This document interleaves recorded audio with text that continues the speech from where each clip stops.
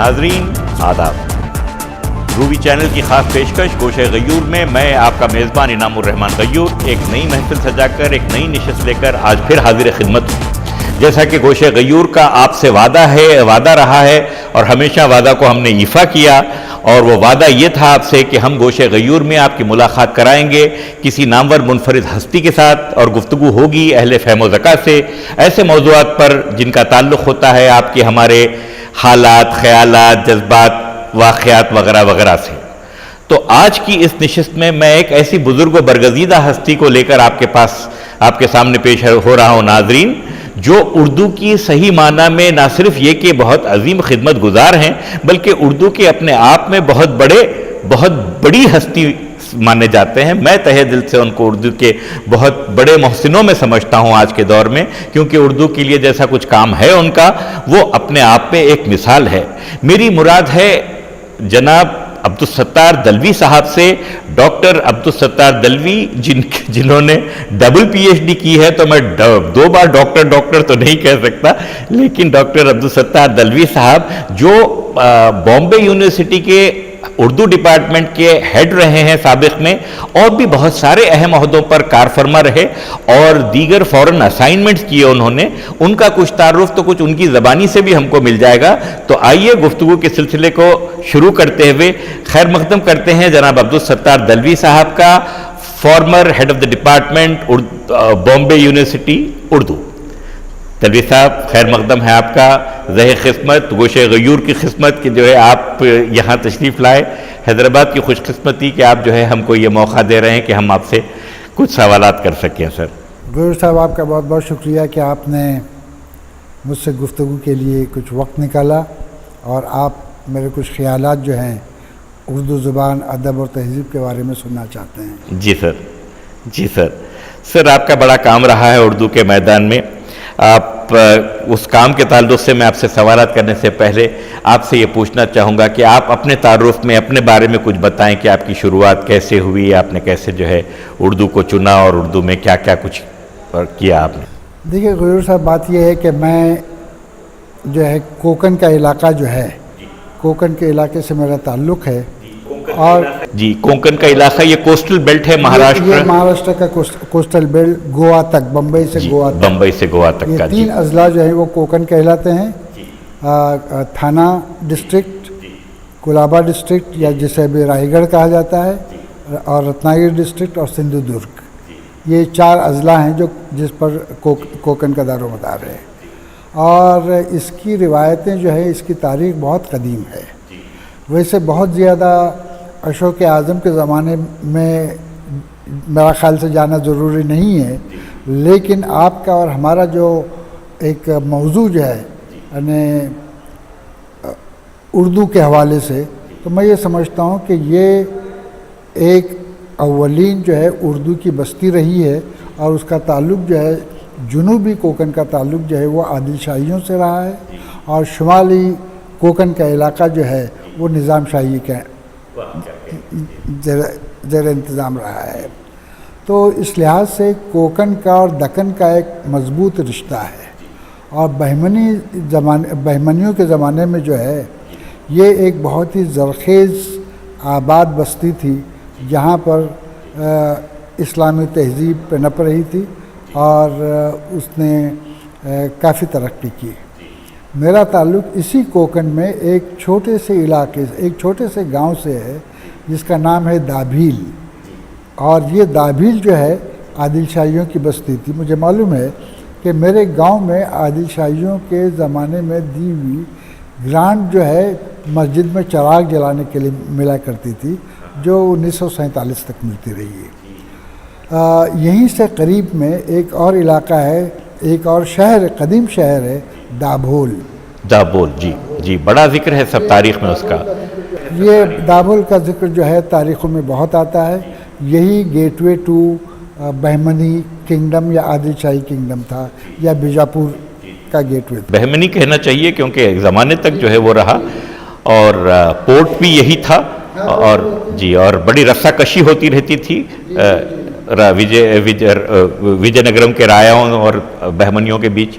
जी साहब, यहाँ पर जो है इस गांव में اردو کا رواج شاید بول چال میں بہت پہلے سے رہا ہوگا میرا خیال ہے، اس لیے کہ یہاں پر ایسے اردو کے مخطوطات بھی ملے ہیں، لیکن اردو تعلیم کا انتظام جو ہے یعنی کوکن میں جو اردو تعلیم کا انتظام ہوا وہ 1860 کے قریب ہوا ہے، یعنی 1857 اور 60 کے درمیان.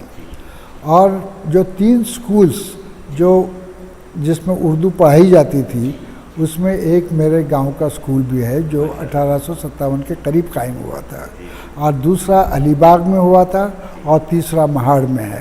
امپیریل گزیٹیئر میں اس کا ذکر ملتا ہے کہ ان 3 گاؤں میں 3 جگہوں پر جو ہے اسکول قائم کیے گئے جس میں اردو بھی پڑھائی جاتی تھی. ظاہر ہے دوسری زبان جو ہے مراٹھی تھی، تو مراٹھی اور اردو جو ہے وہ ساتھ ساتھ تعلیم کا ذریعہ تھی. اردو ایک زبان کی حیثیت سے لازمی طور پر پڑھائی جاتی تھی، اور خاص طور سے اردو والوں کے لیے، اور باقی دوسرا نصاب جو تھا وہ مراٹھی میں ہوتا تھا. تو میرا تعلق اسی چھوٹے گاؤں میں ہے، اور یہاں پر آج بھی اردو کی صورتحال ماشاءاللہ بہت اچھی ہے، اور ایک طرح کا جو ہے ایک کمپٹیشن مقابلہ رہتا ہے کہ ہمارے گاؤں میں بھی اسکول ہو اور ہمارے گاؤں میں بھی اردو میڈیم اسکول ہو. تو اس طرح جو ہے ضلع پریشد کے جو اسکولز جو ہیں تقریباً 1000 کے قریب ضلع پریشد کے اسکول ہیں پرائمری سطح کے. تو اور وہیں سے جو ہے ایک سلسلہ شروع ہوا کہ ہائی اسکولز قائم کرنے کا، اس لیے کہ پرائمری تعلیم کے بعد جو ہے آپ کو اعلیٰ تعلیم بھی حاصل کرنی ہے، تو اس کے لیے ہائی اسکولز کا سلسلہ شروع ہوا. تو یہاں پر جو ہے تقریباً 100 اردو کے ہائی اسکولز ہیں کوکن میں، تقریباً 100 ہیں، اور اردو سے محبت بہت ہے. یہاں کے جو مسلم آبادی جو ہے اس کی مادری زبان گھریلو زبان جو ہے وہ کوکنی ہے، جو مراٹھی کی ڈائلیکٹ ہے، مراٹھی کی بولی ہے، یہ ان کی مادری زبان ہے. لیکن اسی کے ساتھ جو ہے اردو کو ہمیشہ انہوں نے اپنی تہذیبی زبان کی حیثیت سے جو ہے اختیار کیا، اور تہذیبی زبان سے ہوتے ہوئے یہ اب بہت سو کی مادری زبان بھی ہے. تو ہمارے یہاں جو ہے خالص جو ہے یک لسانی ماحول نہیں ہے، بلکہ 2 لسانی یا 3 لسانی ماحول ہے کہ مراٹھی بھی ہے، کوکنی بھی ہے، اردو بھی ہے، اور سب لوگ آپس میں جو ہے ان زبانوں کی پذیرائی کرتے ہیں، اپناتے ہیں. زبان کسی کی میراث نہیں ہوتی، زبان جو سیکھتا ہے اس کی ہو جاتی ہے. تو یہاں کوکن میں جو ہے یہی تینوں زبانیں رائج ہیں. اردو میں اعلیٰ تعلیم حاصل کرنے کا خیال آپ کو کیوں کر پیدا ہوا؟ اور بھی مواقع تھے، اور بھی کچھ کر سکتے تھے، آپ چاہتے تو IAS وغیرہ میں چلے جاتے. دیکھیے یہ ہے کہ کوکن میں پرائمری بنیادی تعلیم حاصل کرنے کے بعد میں بمبئی آیا. بمبئی میں جو ہے انجمن اسلام، آپ نے نام سنا ہوگا، بہت مشہور ادارہ ہے، قابل فخر ادارہ ہے، بڑا کام ہے ان کا. علی گڑھ یونیورسٹی کے بعد سب سے بڑا اقلیتی ادارہ ہے، جس کو بدرالدین طیب جی اور محمد علی روگھے نے قائم کیا تھا.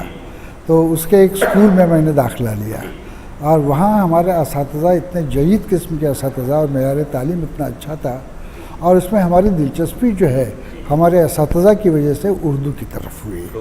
ظاہر ہے ہم دوسرے بھی موضوعات تھے، مضامین تھے جس میں ہم اعلیٰ تعلیم حاصل کر سکتے تھے، لیکن کچھ ذہن ایسا بنا کہ ہم نے اردو کو پڑھنا جو ہے، اردو میں اعلیٰ قابلیت حاصل کرنے کو ہم نے.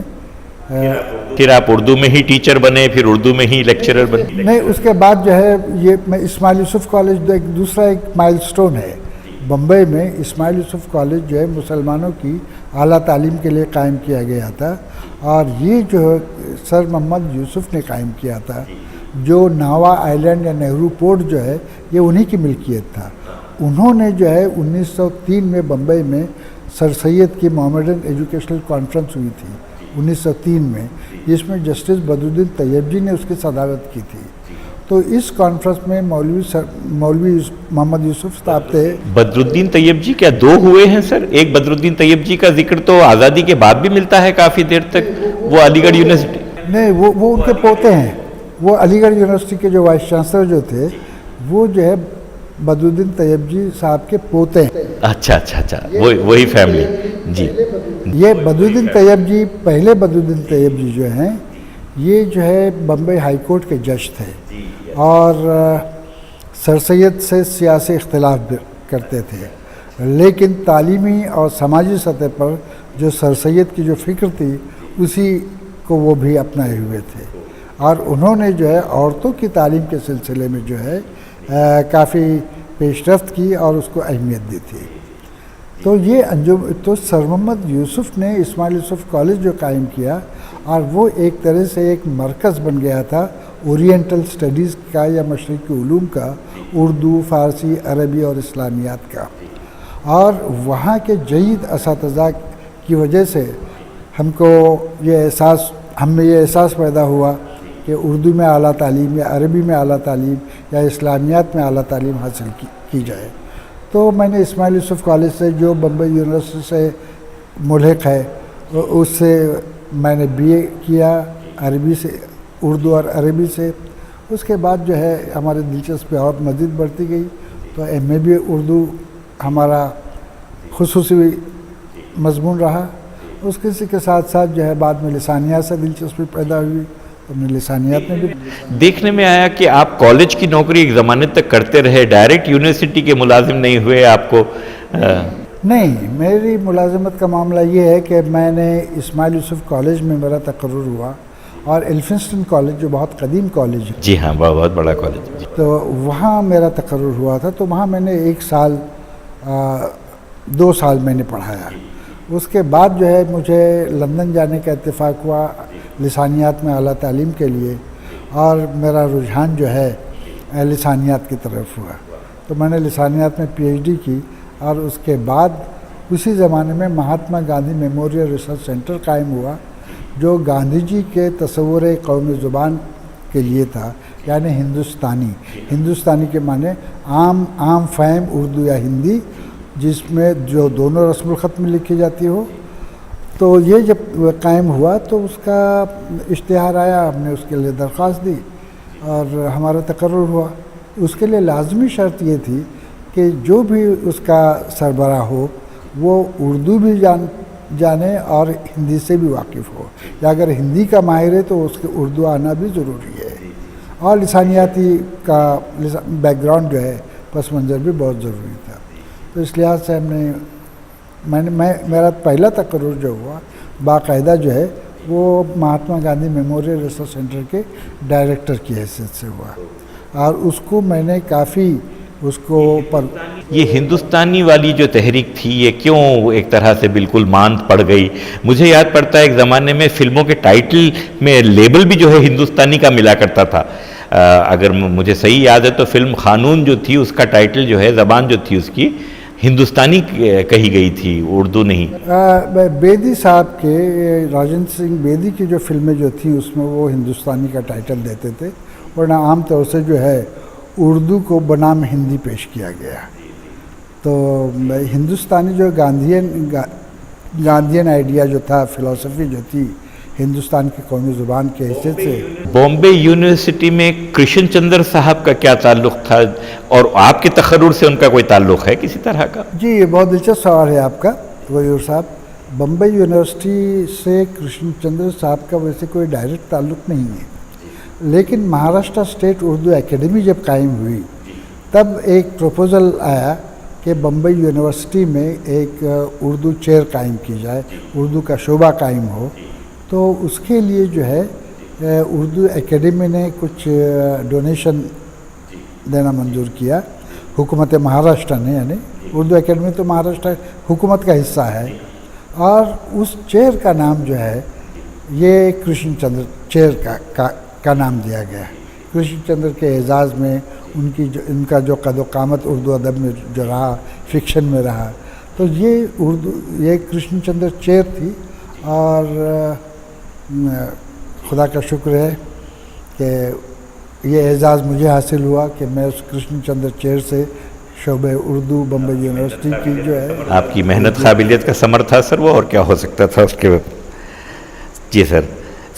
बात हिंदुस्तानी से मैं आगे बढ़ाकर हिंदी की तरफ ले जाऊंगा। उर्दू, جی جی جی جی ہاں جی ضرور ضرور نہیں، میں یہاں پر میں یہاں ایک اور اضافہ کرنا چاہوں گا. جی کرشن چندر چیر میں ایک مقصد اس کا یہ بھی تھا کہ اسٹیٹ لینگویج ریاستی زبان مراٹھی اور اردو میں جی تال میل پیدا ہو، ان دونوں زبانوں کو قریب لایا جائے ترجموں کے ذریعے اور ادبیات مراٹھی ادب کی تاریخ کے ذریعے یا ڈکشنری کے ذریعے.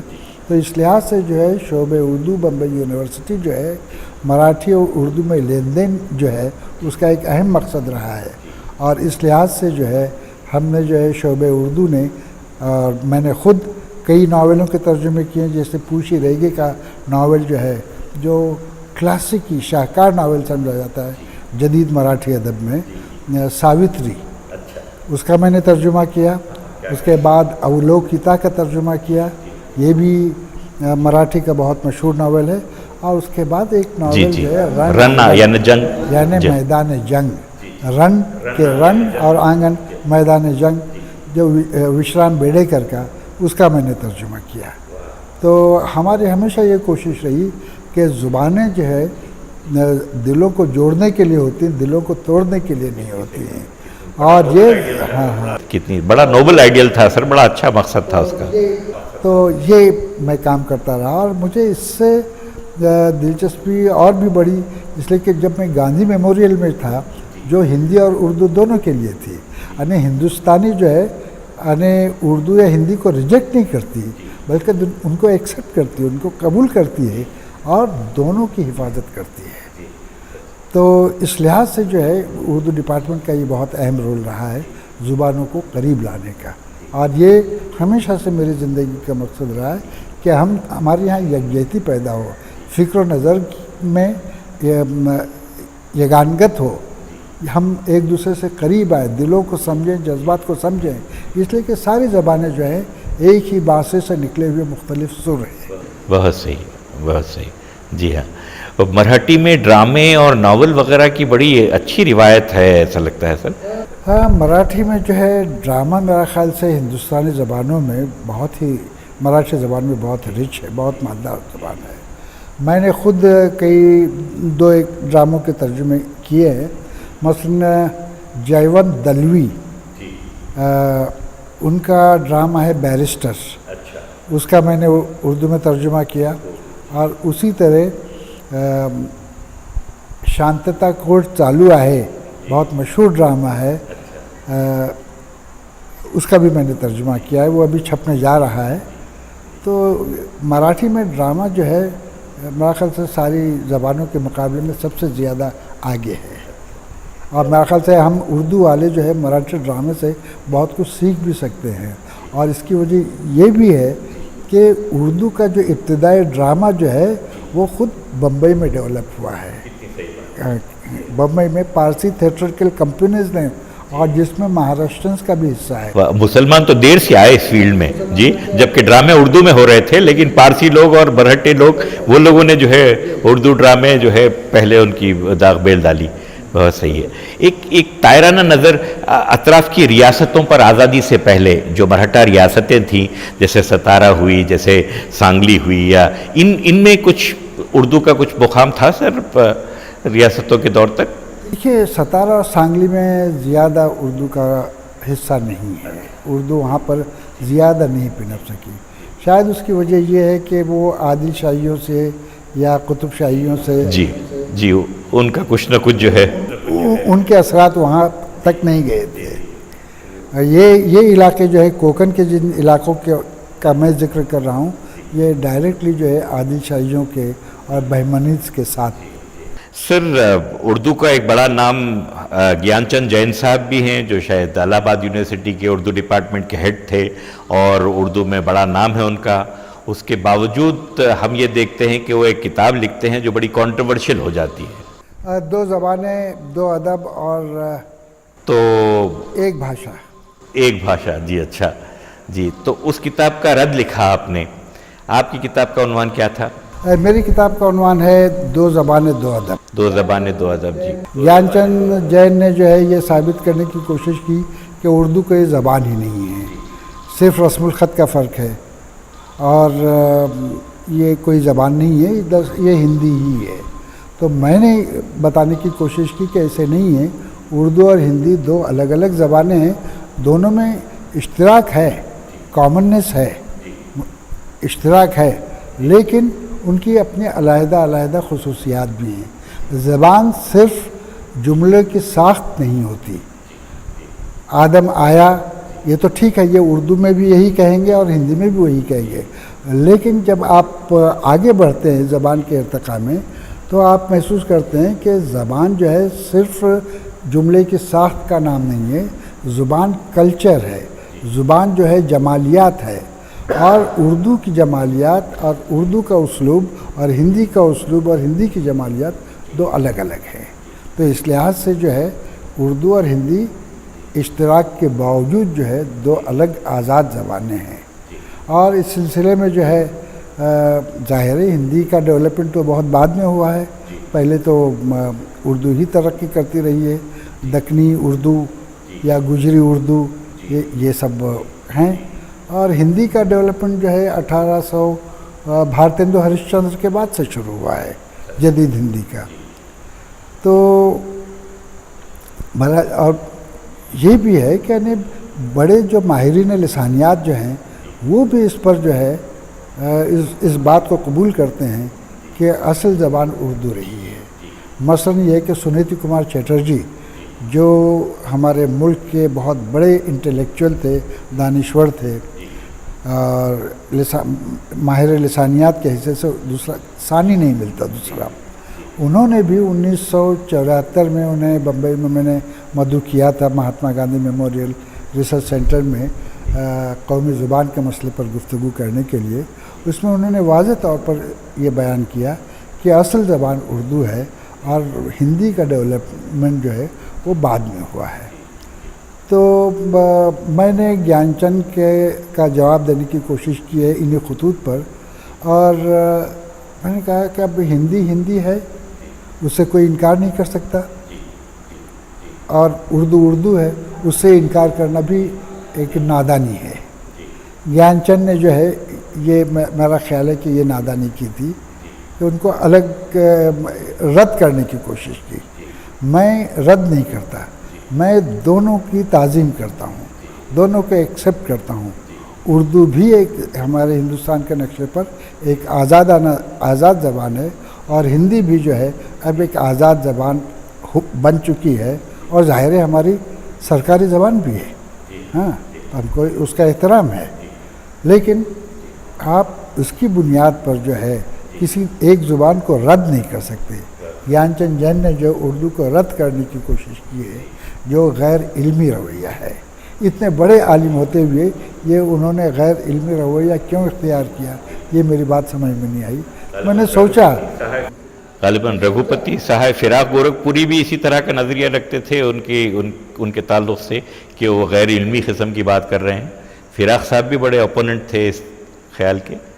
نہیں، فراق صاحب کا انتقال تو بہت پہلے ہو گیا تھا، جی، یہ کتاب سے پہلے ہو جی، چکا لیکن تھا۔ پھر بھی ان کا اختلاف گیان چند سے رہتا تھا۔